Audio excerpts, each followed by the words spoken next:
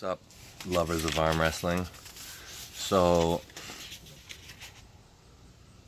thought I'd tell a little story about arm wrestling technique.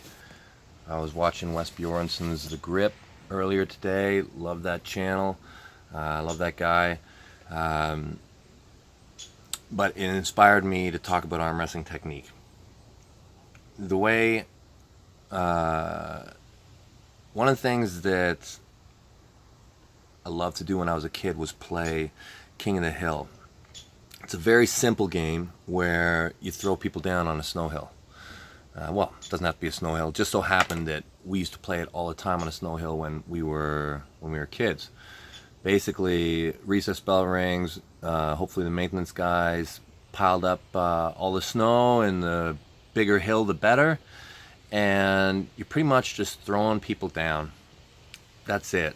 And you win when you're throwing people down a lot.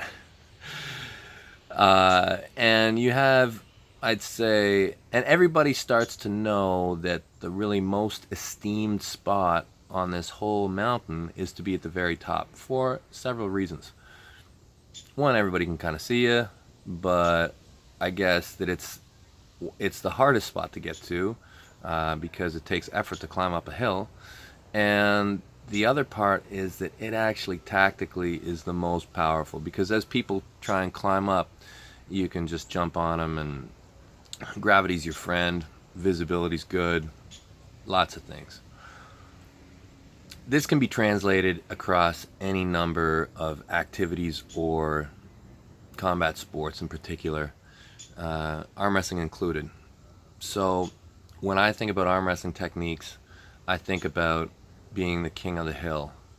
And when I talk about being the king on the hill, I think about trying to get myself to that spot where I have the ability to look down on the other techniques and come down to join them.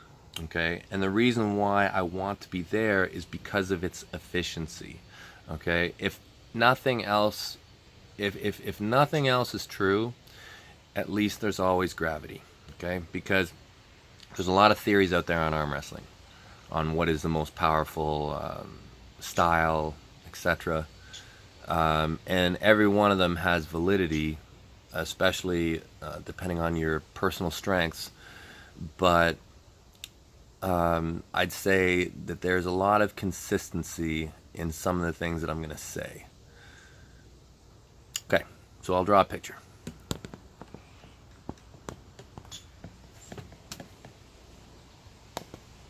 So, arm wrestling techniques can be thought of as being on a hill. Okay, now this hill at the top is kind of where you want to be starting from. Okay, because you always want to be slightly over top of whoever it is that you're fighting. So come on down, and either way you're on top. It's just a better place to be.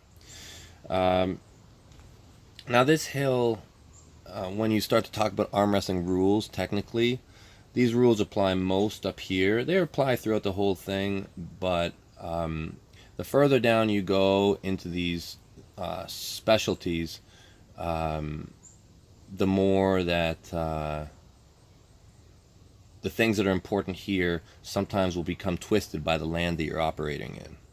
And the further down you go, the more things on this mountain are rough. So there's more rocks and trees and places to hide, and just nooks and crannies, and at the top everything is very straightforward.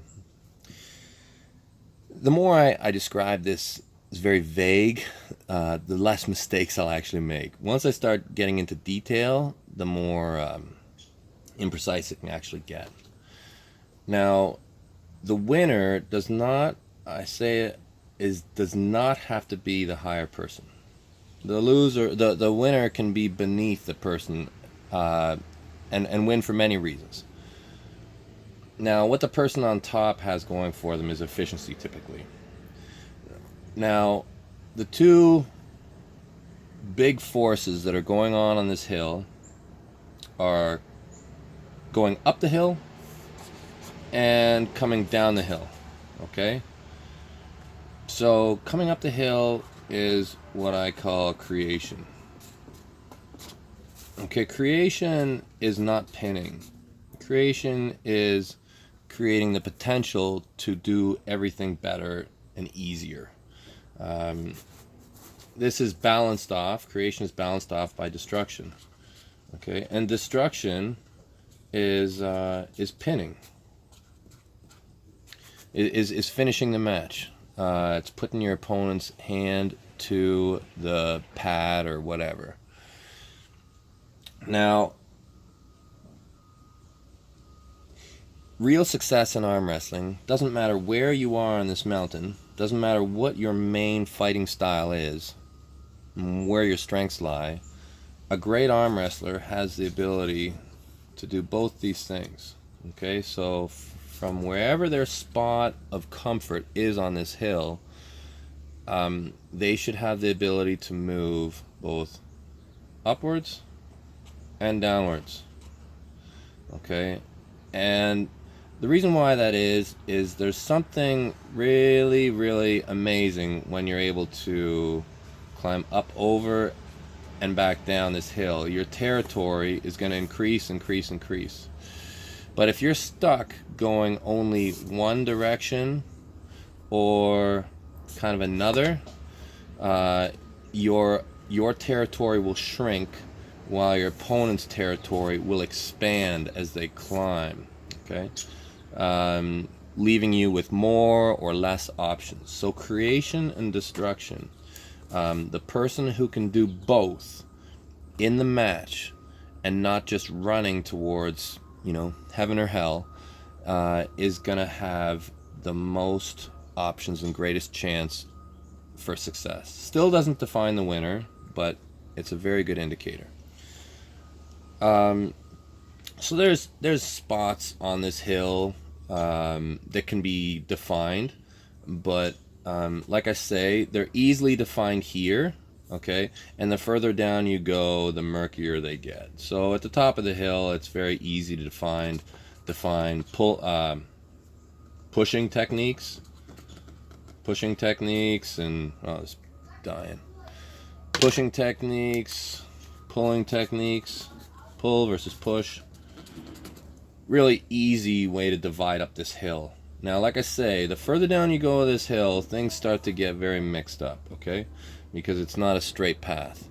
Okay, also places on this hill could be pronating, and on the other side could be supinating.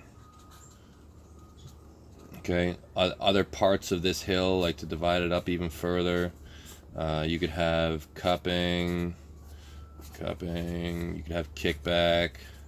But you see, even just with these few things, you start to have all sorts of issues of division, which I just would rather describe to you as very clear sight and simple to more and more complex as you go further down the hill. But categories can basically, if you want to get creative, any way you can move your hand or arm or shoulder or body by its opposite movement. Okay, so everything has typically a creative movement and typically a destructive movement. Okay, typically a movement that's going to get you closer and more efficient, and typically a movement that's going to get you closer towards the pad. Now these get more confusing because they're not consistent. Okay, what is at one point maybe a creative movement in its singular aspect may twist and become a destructive movement later on. But when everything is clear, typically creation is pulling. Okay, destruction is pushing. Destruction is pronating. Creation is supinating.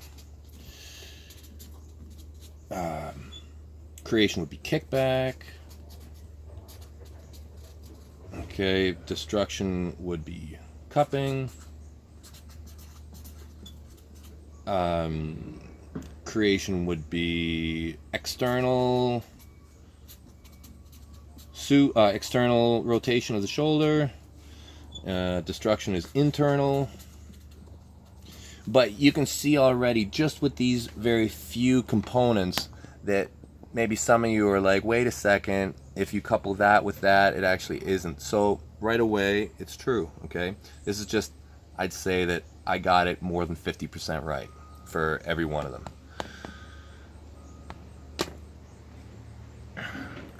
So, King of the Hill. It's a great way to think about arm wrestling technique.